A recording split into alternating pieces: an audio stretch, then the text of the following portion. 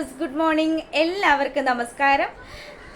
ജാനകിയുടെയും അഭിയുടെയും next week promo വിശേഷത്തിലേക്ക് എല്ലാ കൂട്ടുകാർക്കും സ്വാഗതം. അപ്പോൾ നിങ്ങൾ ആരെങ്കിലും ആദ്യമായിട്ടാണ് ഈ ഒരു ചാനൽ കാണുന്നതെങ്കിൽ നിങ്ങൾക്ക് ഇഷ്ടപ്പെട്ട് കഴിഞ്ഞാൽ ഇപ്പം തന്നെ ഒന്ന് ലൈക്ക് ചെയ്തേക്കണേ. സബ്സ്ക്രൈബ് ചെയ്യാത്തവരൊക്കെ ഒന്ന് സബ്സ്ക്രൈബ് ചെയ്തുകൊണ്ട് സപ്പോർട്ട് ചെയ്തേക്കണം. നേരെ നമുക്ക് അഭിയുടെയും ജാനകിയുടെയും ആ ഒരു വിശേഷത്തിലേക്ക് പോയാലോ. അങ്ങനെതാ എല്ലാവരും കൂടി വളരെ സന്തോഷമായിട്ട് ആ റിസോർട്ടിലിരുന്ന് ഡിന്നർ കഴിച്ചുകൊണ്ടിരിക്കുകയാണ്. അപ്പോൾ ആ സമയത്ത് നമ്മുടെ അഭി പറഞ്ഞു, അതെ എനിക്ക് നാളെ ഈ മൂന്നാറിലുള്ള ഒരു സ്ഥലത്ത് പോകാനുണ്ട്. അല്ല, അഭിയേട്ടൻ ഇല്ലെങ്കിൽ എങ്ങനെ ഈ ട്രിപ്പ്? അതുകൊണ്ട് അഭിയേട്ടൻ പോകണ്ട കേട്ടോ. എന്തിനാ അഭിയേട്ടാ, ഇപ്പം നമ്മളെല്ലാവരും നല്ല സന്തോഷത്തിലിരിക്കുകയല്ലേ. അതുകൊണ്ട് ഈ സമയത്ത് അഭിയേട്ടൻ പോയി കഴിഞ്ഞാൽ അത് എല്ലാവർക്കും വിഷമമാകുമെന്ന് ജാനകി പറയുക. അഭിയാണെങ്കിലോ, അതെ ഞാൻ വെറുതെ ഒന്നും കറങ്ങി നടക്കാൻ പോകുന്നതല്ല. ഈ നാട്ടിലാണ് നമ്മുടെ ലച്ചു ഉള്ളത്. ലച്ചുവിനെ കണ്ടെത്തണം. ലച്ചുവിനെ നമ്മുടെ ഒപ്പം നമ്മുടെ വീട്ടിലേക്ക് കൂട്ടിക്കൊണ്ടു പോകണം. ഇതാ എൻ്റെ ആഗ്രഹമെന്ന് പറഞ്ഞു. ആഹാ, ലച്ചുവിനെ അന്വേഷിച്ചാണോ അപ്പം അഭിയേട്ടൻ ഇങ്ങോട്ട് വന്നതെന്ന് നമ്മുടെ അപർണ ചോദിക്കുക. എന്തായാലും വളരെ മോശമായിപ്പോയി അഭിയേട്ട. ഇത്രയും വലിയൊരു ട്രിപ്പൊക്കെ പ്ലാൻ ചെയ്തിട്ട് ഇപ്പം അഭിയേട്ടൻ ഇവിടുന്ന് മാറി നിൽക്കുകയാണെങ്കിൽ അത് എല്ലാവരെയും മൊത്തത്തിൽ ബാധിക്കുമല്ലോ. എന്തായാലും ലച്ചുവിനെ കണ്ടെത്താതിരിക്കാൻ പറ്റില്ല. ലച്ചുവിൻ്റെ അച്ഛനും അതുപോലെ തന്നെ നമ്മുടെ തമ്പിയും കൂടി കൈകോർത്ത വിവരങ്ങളൊന്നും അഭിയും ജാനകിയും മനസ്സിലാക്കിയിട്ടില്ല. എന്തായാലും നമ്മുടെ ജാനകിക്ക് നല്ല സംശയമുണ്ട്. ഈ അപർണ എന്ന് പറയുന്നവൾ എന്തൊക്കെയോ ചില ഗൂഢാലോചനകൾ നടത്തുന്നുണ്ടെന്ന്. അതും നിരഞ്ജനെയും അജയും ഒക്കെ തകർക്കാൻ വേണ്ടിയിട്ടുള്ള ഒരു മാസ്റ്റർ പ്ലാൻ തന്നെയായിരിക്കും അതെന്നും നമ്മുടെ ജാനകിക്ക് അറിയാം. അതുകൊണ്ട് അപർണയുടെ ഓരോ നീക്കങ്ങളും ജാനകി വാച്ച് ചെയ്യാണ്. അങ്ങനെ ഇവളാണെങ്കിലോ അവിടെ നിന്ന് എഴുന്നേറ്റ് ഭക്ഷണമൊക്കെ കഴിക്കലൊക്കെ മതിയാക്കി അതിനുശേഷം റൂമിൽ പോയിട്ട് നമ്മുടെ തമ്പിയെ വിളിക്കുക. അച്ഛാ, എങ്ങനെയാണ് നമ്മൾ ഉദ്ദേശിച്ച പോലെ തന്നെ കാര്യങ്ങൾ നടക്കുമോ, അതോ ആ വിവാഹ ദിവസം സംഭവിച്ചതുപോലെ ഇവിടെ എന്തെങ്കിലും ട്വിസ്റ്റ് സംഭവിക്കുമോ? അച്ഛനെ ഉദ്ദേശിച്ച് മാത്രമാണ് ഞാൻ ഈ ഒരു പ്ലാൻ തയ്യാറാക്കിയത്. അച്ഛൻ ഇത് അവസാനം നശിപ്പിച്ച് കുളമാക്കരുത്. എടി മോളെ, ഈ തമ്പിയെക്കുറിച്ച് നീ എന്താ വിചാരിച്ച് വെച്ചിരിക്കുന്നത്? അന്ന് പിന്നെ ആരോ ഒരാൾ ഒറ്റയെന്ന് പറഞ്ഞില്ലേ, ആ ഒറ്റയാൾ വേറെ ആരുമല്ല, നിന്റെ അമ്മ തന്നെയാണ്. അവളാണ് ഇപ്പം നീ ഈ മൂന്നാർ ട്രിപ്പ് പോകുന്നു എന്ന് അറിഞ്ഞപ്പോൾ തന്നെ ഉടക്കി വെക്കാൻ നോക്കിയത്. എന്തായാലും ഞാൻ നീയും ചേർന്ന് എന്തെങ്കിലും ഒരു പ്ലാൻ ഉണ്ടാക്കുമെന്ന് നിന്റെ അമ്മയ്ക്ക് നല്ല നിശ്ചയമുണ്ട്. അതുകൊണ്ട് തന്നെയാണ് അവൾ അത് മുടക്കാൻ നോക്കുന്നത്. അവളുടെ വിചാരം നമ്മളിപ്പോഴും അളകാപുരിക്കാരോട് സ്നേഹം കാണിച്ച് നിൽക്കുകയാണെന്നാ.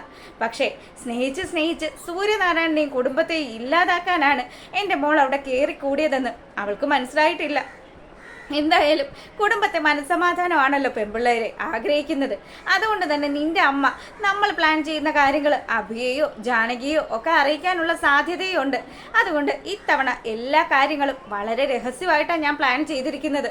നമ്മൾ ആഗ്രഹിക്കുന്നത് പോലെ തന്നെ കാര്യങ്ങൾ നടത്തിയെടുക്കും. അതിന് കൂട്ടായിട്ട് ഇവിടെ പ്രഭയുടെ ആങ്ങളയും ഉണ്ട്. അതാ എൻ്റെ ഏക ആശ്വാസം. അയാൾ നമ്മുടെ പക്ഷത്തായത് എന്തുകൊണ്ട് നല്ലതായച്ച. അപ്പം അച്ഛനും അതുപോലെ തമ്പിയും, പിന്നെ തമ്പിയല്ല സോറി കേട്ടോ, അച്ഛനും അതുപോലെ തന്നെ സൂര്യനാരായണനും ഒക്കെ കൂടി ഉള്ളൊരു പ്ലാനും കാര്യങ്ങളും ഒക്കെ ആണല്ലോ ഇത്രയും നാൾ നടന്നുകൊണ്ടിരുന്നത്. നിങ്ങൾ ബിസിനസ് ചെയ്തുകൊണ്ടിരുന്നതും ആ രീതിയിലാണല്ലോ.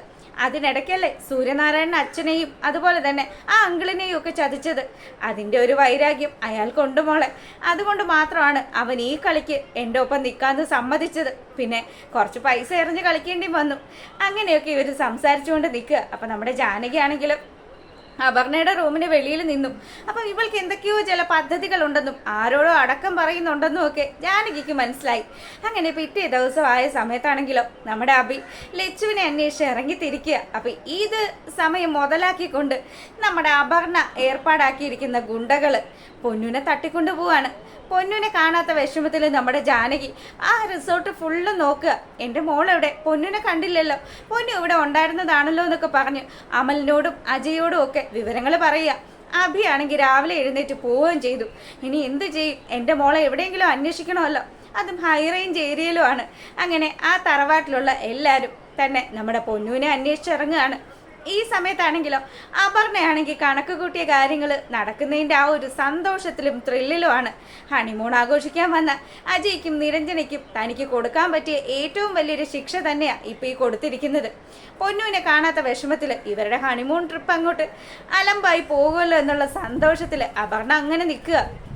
ജാനകി ഒരു വഴിക്ക് അന്വേഷിക്കുന്നു, അതുപോലെ അമലും അജയും ഒക്കെ മറ്റൊരു വഴിക്ക് അന്വേഷിക്കുക. അങ്ങനെ അന്വേഷണങ്ങൾക്കൊടുവിൽ നമ്മുടെ അമല് ഒരു ഹൈറ്റുള്ള ഒരു കൊക്കയുടെ സ്ഥലത്ത് എത്തുക. അവിടെ എത്തിയതും നമ്മുടെ പൊന്നുവിൻ്റെ ചില കളിസാധനങ്ങളൊക്കെ കാണുക. അപ്പോൾ പൊന്നുവിൻ്റെ കയ്യിൽ എപ്പോഴും ഒരു പാവ ഉണ്ടായിരുന്നു.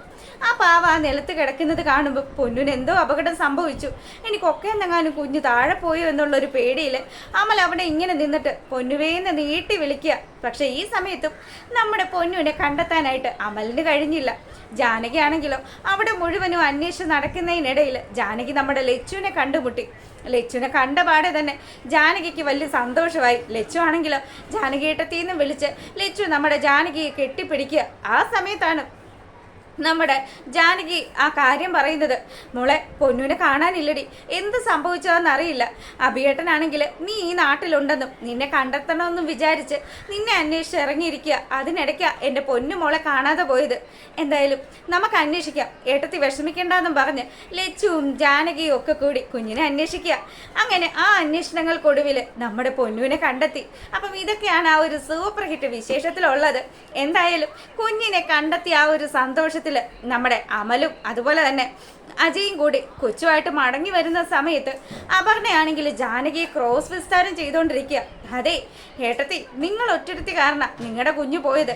നിങ്ങളുടെ പിടിപ്പുകേട് കൊണ്ട് മാത്രമാണ് കുഞ്ഞിനെ നഷ്ടപ്പെട്ടത്. എടി, നീ എന്തൊക്കെയാ പറയുന്നത്? ഞാൻ മനസ്സാ വാച അറിയാത്ത കാര്യങ്ങൾക്കാണ് നീ ഇപ്പം എന്നെ പ്രതി ചേർക്കുന്നത്. എൻ്റെ കുഞ്ഞിനെ നോക്കാനൊക്കെ എനിക്ക് അത്യാവശ്യം നല്ലതുപോലെ തന്നെ അറിയാം. പിന്നെ ഇതിനിടയിൽ ആരാണ് കളിച്ചിട്ടുള്ളതെന്നും എനിക്ക് മനസ്സിലായി. ഏട്ടത്തി എന്താ ഉദ്ദേശിക്കുന്നത്? ഏട്ടത്തി പറഞ്ഞു വരുന്നത് എന്നെ കുറ്റമാക്കിയാണല്ലോ.